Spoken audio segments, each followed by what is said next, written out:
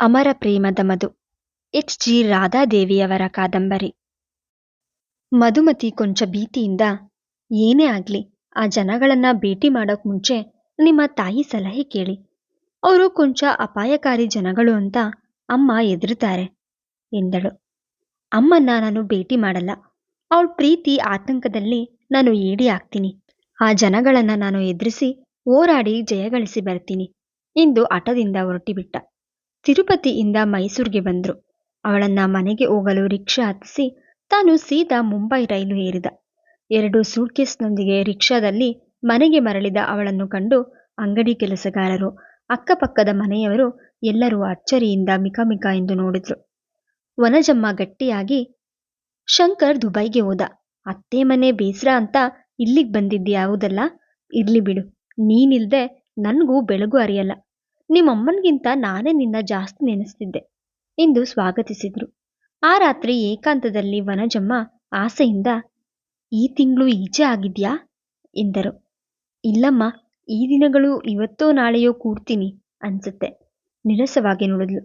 ಇಲ್ಲ, ನೀನು ಕೂಡಲ್ಲ. ನನಗೆ ಒಬ್ಬ ಒಳ್ಳೆ ಮುದ್ದಾದ ಮೊಮ್ಮಗನನ್ನ ಕೊಡ್ತಿ. ನಾನು ದೇವರನ್ನ ತುಂಬಾ ಕೇಳ್ಕೊಂಡಿದ್ದೀನಿ ಎಂದರು.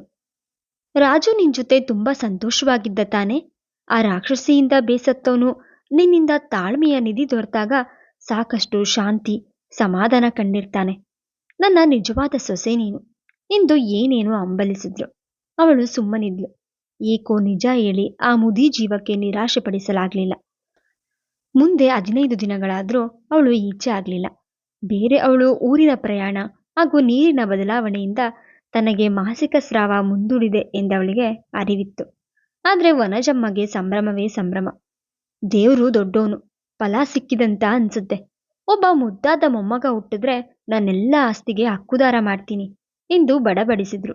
ಆದ್ರೆ ಎಲ್ಲ ಗುಟ್ಟಿನಲ್ಲೇ, 5 ತುಂಬೋವರೆಗೆ ಜನರೆದುರು ಪ್ರಕಟ ಮಾಡೋದು ಬೇಡ ಎಂದಿದ್ರು. ಅಮ್ಮ, ನೀವು ಜಾಸ್ತಿ ಕನಸು ಕಟ್ಕೋಬೇಡಿ. ಅಕಸ್ಮಾತ್ ನನಗೆ ಆಗಾಗ ಚಳಿಗಾಲದಲ್ಲಿ 15-20 ದಿನ ಮುಂದೂಡಿ ಹೋಗುತ್ತೆ ಎಂದು ಸೂಚ್ಯವಾಗಿ ತಿಳಿಸಿದಳೆ ಹೊರತು ತನಗೂ ರಾಜಸಿಂಹನಿಗೂ ಯಾವ ಸಂಬಂಧವಿರಲಿಲ್ಲ. 1.5 ತಿಂಗಳು ಇಬ್ಬರು ಜೊತೆಯಲ್ಲೇ ಇದ್ದರೂ ಅವನು ತನ್ನ ಒಂದು ಕೈ ಬೆರಳು ಸಹ ಸೋಕಿಸಿಲ್ಲ ಎಂದು ನಿಜಾಂಶ ಹೇಳಲಿಲ್ಲ. ನಿಜ ಹೇಳಿ ಈ ಮುದಿ ಜೀವಕ್ಕೆ ನಿರಾಶೆ ಯಾಕೆ ಮಾಡಬೇಕು? ಅಲ್ಲದೆ ರಾಜಸಿಂಹ ಅಲ್ಲಿ ಹೋಗಿ ದಿಟ್ಟತನದಿಂದ ಹೋರಾಡಿ ಅವಳಿಂದ ಡೈವರ್ಸ್ ಪಡೆದು ಬರುವೆನೆಂದು ಹೇಳಿದ್ದಾನೆ. ಅವಳು ಜಯಗಳಿಸಿ ಬರೋವರೆಗೆ ಈ ಎಲ್ಲಾ ವಿಷಯ ಗುಟ್ಟಾಗಿಡಬೇಕು. ಅಲ್ಲಿ ತನಗೆ ಅವನಿಗೆ ನಡೆದಿದ್ದ ಯಾವ ಮಾತುಕತೆಯೂ ಹೇಳಲಿಲ್ಲ. ಒಮ್ಮೊಮ್ಮೆ ಅವನೇನಾದ್ರೂ ಅಪಾಯದಲ್ಲಿ ಸಿಲುಕಿರ್ಬೋದೆ ಎಂದು ಭಯವೂ ಆಗ್ತಿತ್ತು. ಈ ಯೋಚನೆಯಲ್ಲಿಯೇ ದಿನ ಸರಿಯುತ್ತಿತ್ತು. ನಾಳಿದ್ದಿಗೆ 2 ತಿಂಗಳು ತುಂಬುತ್ತೆ. ಡಾಕ್ಟರ್ ಹತ್ರ ಹೋಗಿ ಟೆಸ್ಟ್ ಮಾಡಿಸ್ಕೊಂಡು ಬಂದ್ಬಿಡು ಎಂದರು ಆ ದಿನ. ಎಲ್ಲ ನಿಜ ಹೇಳ್ಬಿಡ್ಲೆ? ಬಡಿಸುತ್ತಿದ್ದ ಅವಳು ಯೋಚಿಸಿದ್ಲು. ಬೇಡ, ತಿನ್ನುವ ಅನ್ನ ಈಕೆಗೆ ಕಹಿ ಆಗ್ಬಹುದು. ಅಕಸ್ಮಾತ್ ರಾಜಸಿಂಹ ಮುಂಬೈಯಲ್ಲಿ ಹೆಂಡತಿಯ ಅನೈತಿಕ ವರ್ತನೆ ಕಣ್ಣಾರೆ ಕಂಡ್ರೆ ಡೈವರ್ಸ್ ಮಾಡಿ ಬರ್ತಾರೆ. ಆಗ ತಾಯಿಗೆ ನಿಜ ಹೇಳಿ ಮೈಸೂರಲ್ಲೇ ತನ್ನ ವಿವಾಹವಾಗಿ ರಾಜಾರೋಷದಿಂದ ತನ್ನೊಂದಿಗೆ ಇರ್ತಾರೆ. ರಾಜಸಿಂಹ ಬರೋವರೆಗೆ ಗುಟ್ಟು ಕಾಪಾಡಬೇಕು ಎಂದುಕೊಂಡ್ಳು. ಆದರೆ ರಾಜಸಿಂಹ ಹೆಂಡತಿ ಹಾಗೂ 2 ಮಕ್ಕಳ ಜೊತೆ ಮಾರನೆಯ ದಿನ ಮೈಸೂರಿಗೆ ಬಂದ.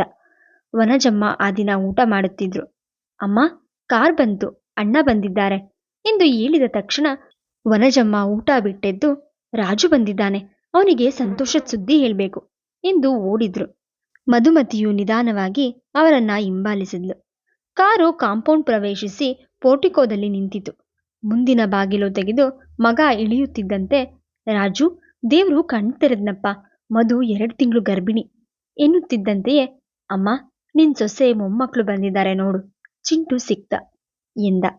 ಈ ವೇಳೆಗೆ ಡ್ರೈವರ್ ಇಳಿದು ಹಿಂದಿನ ಬಾಗಿಲು ತೆಗೆದ. ಜಯಶ್ರೀ ಇಳಿದು ಬಂದು ಅತ್ತೆಗೆ ನಮಸ್ಕರಿಸಿ, ಅತ್ತೆ, ನಿಮ್ ಪುಣ್ಯದಿಂದ 2 ಮಕ್ಕಳು ಸಿಕ್ಕಿದ್ವು. ಅಜ್ಜಿ ಅಜ್ಜಿ ಅಂತ ಹಂಬಲಿಸೋ ಈ 2 ಮೊಮ್ಮಕ್ಕಳನ್ನ ನೀವು ಒಪ್ಪಿಸ್ಕೊಳ್ಳಿ. ನನ್ನ ಎಲ್ಲ ಅಪರಾಧ ಕ್ಷಮಿಸಿ ಎಂದಳು. ಅಮ್ಮ, ಇಂದಿನ ಜಯಶ್ರೀ ಅಲ್ಲ ಅವಳು. ಚಿಂಟು ಕಳೆದೋದ್ಮೇಲೆ ಹುಚ್ಚಿನೇ ಆಗಿದ್ಲು. ಈಗ ಪಶ್ಚಾತ್ತಾಪದಿಂದ ದಗ್ಗವಾಗಿದ್ದಾಳೆ ಎಂದ. ಅಜ್ಜಿ, ಈ ಸಲ ಅಪ್ಪ ಅಮ್ಮ ನಾನು ಚಿನ್ನಿ 1 ವಾರ ಇಲ್ಲೇ ಇರ್ತೀವಿ ಎಂದು ಚಿಂಟು ಉತ್ಸಾಹದಿಂದ ಹೇಳುತ್ತಿದ್ದ. ಪಾತ್ರೆಗೆ ಹಾಕಿದ ಆಕಾರಕ್ಕೆ ನೀರು ಹೊಂದಿಕೊಳ್ಳುವಂತೆ ವನಜಮ್ಮ ಮಧುವಿನ ವಿಷಯ ಮರೆತು ಮಗ ಸೊಸೆ ಮೊಮ್ಮಕ್ಕಳಿಗೆ ಸ್ಪಂದಿಸಿ ಹರಟೆ ಪ್ರಾರಂಭಿಸಿದ್ರು. ಬಿಸಿ ಅಡುಗೆ ಮತ್ತೆ ಮಾಡಿಸಿ ಮಗ ಸೊಸೆ ಮೊಮ್ಮಕ್ಕಳಿಗೆ ಮಧುವಿನ ಕೈಯಲ್ಲೇ ಬಡಿಸಿದ್ರು. ಜ್ವರದಿಂದ ಎದ್ದಿದ್ದಾನೆ, ಹಳೆ ಕತೆ ಮರ್ತಿದ್ದಾನೆ. ಅವನು ಆಡ್ಲಿಕ್ಕೆ ಹೋದಾಗ ನಿನ್ ಸೊಸೆ ಕಡೆಯಿಂದ ಎಲ್ಲಾ ಕತೆ ಕೇಳಿಸ್ಕೊ ಎಂದು ಹೇಳಿ ರಾಜಸಿಂಹ ರೂಮಿಗೆ ಹೋಗಿ ಮಲಗಿದ. ಮಧುವಿಗೆ 2 ತಿಂಗಳಾಗಿದೆ ಎಂದು ತಾಯಿ ತಾನು ಕಾರು ಇಳಿತಿದ್ದಂತೆ ಹೇಳಿದ್ರು. ಆದ್ರೆ ಈಗ ಸಾಧ್ಯ? ತಾನವಳ ಕೈ ಸಹ ಸೋಕಿಲ್ಲ. ಇರ್ಲಿ, ಈಗ ಜಯಶ್ರೀ ಎದ್ರು ತಾವು ಏನ್ ಮಾತಾಡಿದ್ರು ಚೆನ್ನಾಗಿರಲ್ಲ. ಬರೋ ವಾರ ತಾನೊಬ್ನೇ ಬಂದು ತಾಯಿಗೆ ನಿಜದ ವಿಷಯ ತಿಳಿಸಿ, ಮಧು ಬೇರೆ ಯಾರನ್ನಾದ್ರೂ ಪ್ರೀತಿಸಿ ಅಭ್ಯಾಸ ಮಾಡಿಕೊಂಡಿದ್ರೆ ಅವನನ್ನೇ ಹಣ ಆಸೆ ತೋರಿಸಿ ಒಪ್ಪಿಸಿ ವಿವಾಹ ಮಾಡಬೇಕು. ಚಿಂಟು ಮತ್ತೆ ಸಿಗ್ತಾನೆ, ಜಯಶ್ರೀ ಅತ್ಯಂತ ಒಳ್ಳೆಯವಳಾಗ್ತಾಳೆ ಎಂದು ತನಗೆ ಕನಸಿನಲ್ಲಾದ್ರೂ ತಿಳಿದಿತ್ತೆ. ತಿರುಪತಿಯಿಂದ ಮಧುವನ್ನ ಮೈಸೂರು ಸ್ಟೇಷನ್ನಲ್ಲಿರಿಸಿ ತಾನು ಬೆಂಗಳೂರಿಗೆ ಹೋದ. ಬೆಂಗಳೂರು ಆಫೀಸ್ನಲ್ಲಿ ಎಲಿಜಬೆತ್ಲ ಸಂದೇಶ ಕಾಯುತ್ತಿತ್ತು. ಚಿಂಟು ಸಿಕ್ಕಿದ್ದಾನೆ, ತಕ್ಷಣ ಮುಂಬೈಗೆ ಬನ್ನಿ. ಜಯಶ್ರೀ ನಿಮಗಾಗಿ ಹಂಬಲಿಸುತ್ತಾ ಇದ್ದಾಳೆ. ಚಿಂಟು ಆಸ್ಪತ್ರೆಯಲ್ಲಿದ್ದಾನೆ. ಈ ಸಂದೇಶ ಕೇಳಿ ಅವಳಿಗೆ ಟ್ರಂಕ್ ಕಾಲ್ ಮಾಡಿ ನಾನು ತಕ್ಷಣ ಬರ್ತಿದ್ದೇನೆ ಎಂದ. ಸಂಜೆಯೇ ಮುಂಬೈನ ತಾಜ್ ಹೋಟೆಲ್ನಲ್ಲಿ ಎಲಿಜಬೆತ್ಲನ್ನು ಭೇಟಿ ಮಾಡಿದ. ಬಹಳ ದೊಡ್ಡದಾದ ಒಂದು ವಿಚಿತ್ರ ಅಸಹಳ ಕತೆ. ಜಯಶ್ರೀ ತಾಯಿನೇ ಮೊಮ್ಮಗನನ್ನ ಮುಚ್ಚಿಟ್ಟು ಮಗಳ ಜೀವನದಲ್ಲಿ ಆಟ ಆಡ್ತಿದ್ಲು.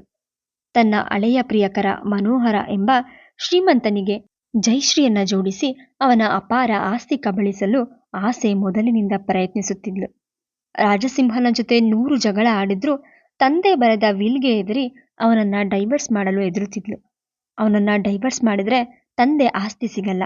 ಮನೋಹರನೊಂದಿಗೆ ಅನೈತಿಕ ಸಂಬಂಧ ಬೆಳೆಸಿದ್ರೂ ಲೀಸಿಯ ಮೂಲಕ ಸುದ್ದಿ ಮುಟ್ಟುತ್ತದೆಂದು ಹೆದರಿ ಪರಿಶುದ್ಧ ಸ್ನೇಹ ಮಾತ್ರ ಇಟ್ಟುಕೊಂಡಿದ್ಲು. ಈಗ ಮಗನನ್ನ ಕಳೆದುಕೊಂಡು ಸಿಕ್ಕಾಪಟ್ಟೆ ಕುಡಿದು ಬಿದ್ದಿದ್ದಾಗ ತಾಯಿ ಮನೋಹರನ ಬಗ್ಗೆ ವರ್ಣಿಸುತ್ತಿದ್ಲು.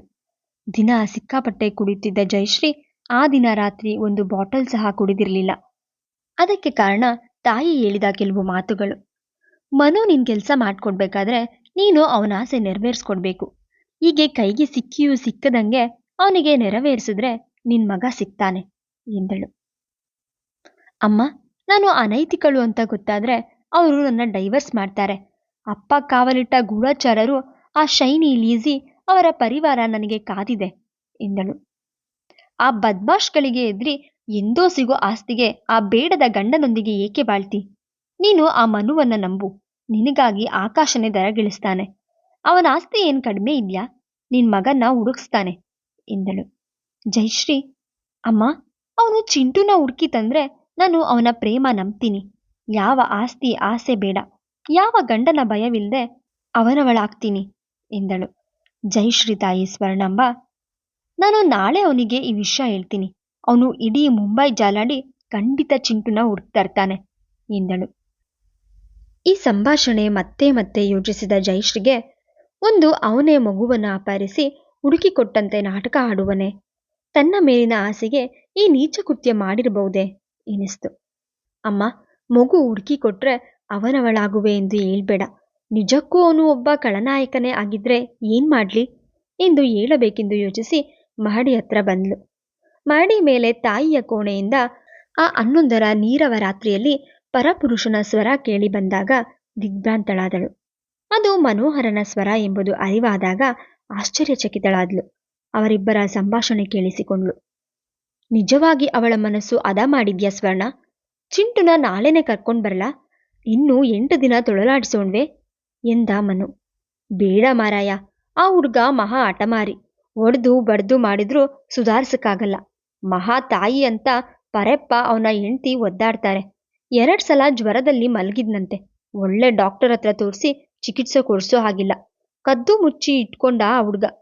ಜ್ವರದಲ್ಲಿ ಕಾಲ್ ಮೇಲೆ ಹೊಡೆದಿದ್ದಾಳೆ ಅವನ ಹೆಂಡ್ತಿ. 2 ದಿನದಿಂದ ಹೇಳೋಕೆ ಆಗಲ್ವಂತೆ. ಅಕಸ್ಮಾತ್ ಆ ಹುಡ್ಗ ಸತ್ಕಿತ್ರೆ ಏನ್ ಮಾಡ್ಬೇಕು? ಹೀಗಾಗಿ ನಾಳೆನೆ ಕರ್ಕೊಂಬಂದ್ಬಿಡು, ಅವಳು ಖಂಡಿತ ನಿಂಗೆ ಒಲಿತಾಳೆ ಎಂದಳು. ನಿನ್ ಮಾತು ನಿಜವಾದ್ರೆ ನಿನಗೆ ಇನ್ನೊಂದು 15 ಲಕ್ಷ ಆಸ್ತಿ ಮಾಡ್ತೀನಿ ಸ್ವರ್ಣ ಎಂದ.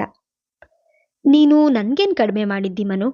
ಇವರಣ್ಣ ನನ್ನ ಕೆಡ್ಸಿ ಕೈ ಬಿಟ್ಟಿದ್ದೊಂದೇ. ಹೆಂಡ್ತಿಗೆ ಎದ್ರಿ ದೂರ ಮಾಡಿದ್ರು. ಗಂಡ ಅನ್ನಿಸ್ಕೊಂಡ ಆ ಪ್ರಾಣಿ ಚಪ್ಲಿಲೊಡ್ದು ದೂರ ತಳ್ಳಿದ್ರು. ಆಗಿನ ದಿನಗಳಲ್ಲಿ ನೀನು ನೆರವಿಗೆ ಬರ್ದೇ ಇದ್ದಿದ್ರೆ ನಾನು ತಿಪ್ಪೆಗೆಸದ ಹೂವಾಗ್ತಿದ್ದೆ.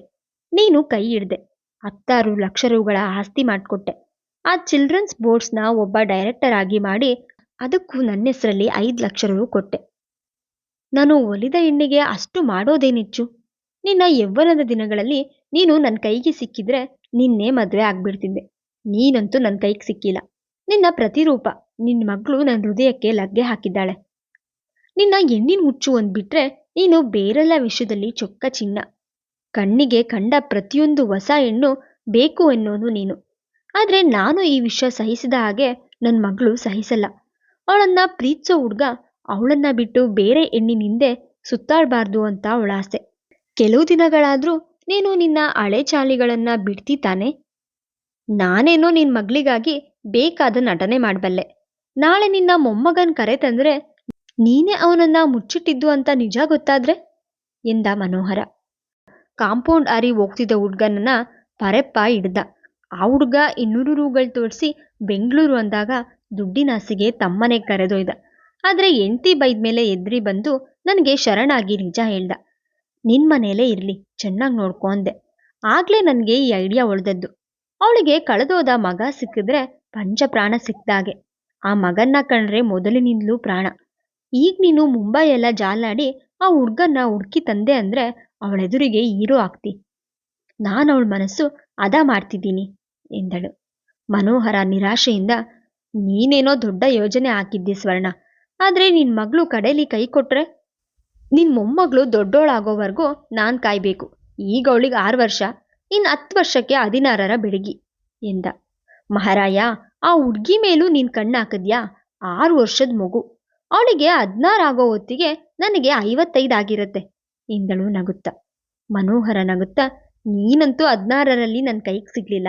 ಈಗ 10 ವರ್ಷದಿಂದೆ 40ರ ನಿನಗೆ 35ರ ನಾನು ಮರಳಾಗಿದ್ದೆ. ಅವರ ಸರಸ ಸಂಭಾಷಣೆ ಮುಂದುವರೆದಿತ್ತು. ಏನೇನು ಹೇಳುತ್ತಿದ್ನೋ ಆ ಎಲ್ಲ ಅಸಹ್ಯ ಕೇಳಿಸಿಕೊಳ್ಳಲು ಜಯಶ್ರೀ ಅಲ್ಲಿ ನಿಲ್ಲಲಿಲ್ಲ. ಕೆಳಗೆ ಇಳಿದು ಬಂದ್ಲು. ಅವಳ ಆಲೋಚನಾ ಲಹರಿ ಹಿಂದಕ್ಕೆ ಹರಿದಿತ್ತು. ತಾಯಿಯ ಜೀವನ ಹೆಚ್ಚು ಪ್ರಚಾರ ಮಾಡದೆ ತಂದೆ ಅವಳನ್ನ ತ್ಯಜಿಸಿದ್ರು. ತನ್ನ ಬದುಕು ಹಾಳಾಗ್ಬಾರ್ದೆಂದು ತಂದೆ ಎಲ್ಲ ವಿಷಯಕ್ಕೂ ತೆರೆ ಎಳೆದಿದ್ರೇನೋ. ತನ್ನ ಮದುವೆ ಆಗೋವರೆಗೆ ಆಕೆ ಆಗಾಗ ಬಂದು ಹೋಗ್ತಿದ್ಲು. ಮುಂಬೈನಲ್ಲಿ ಉದ್ಯೋಗದಲ್ಲಿದ್ದಾಳೆಂದೇ ತಿಳಿದಿದ್ದೆ. ದೊಡ್ಡಪ್ಪನ ಸಂಬಂಧ ಮಾತ್ರ ಅಲ್ಪ ಸ್ವಲ್ಪ ತಿಳಿದಿತ್ತು. ತನ್ನೆದುರಿಗೆ ತಾಯಿಯನ್ನು ಮಾಮೀಜಿ ಮಾಮೀಜಿ ಎಂದು ಕೂಗುತ್ತಾ ನಾಟಕ ಆಡೋ ಮನೋಹರ ಅವಳ ಪ್ರೇಮಿಯೇ. 50 ವರ್ಷದ ತನ್ನ ತಾಯಿಗೀಗ ಆದ್ರೂ ತುಂಬಾ ಆಧುನಿಕವಾಗಿ ಸಿಂಗರಿಸಿಕೊಳ್ತಾಳೆ. ಅದೆಲ್ಲ ತನಗೇನು ಅನ್ಸಿರ್ಲಿಲ್ಲ. ಆದ್ರೆ ಅವರಿಬ್ರು ಪ್ರಣಯ ಪ್ರೇಮಿಗಳು.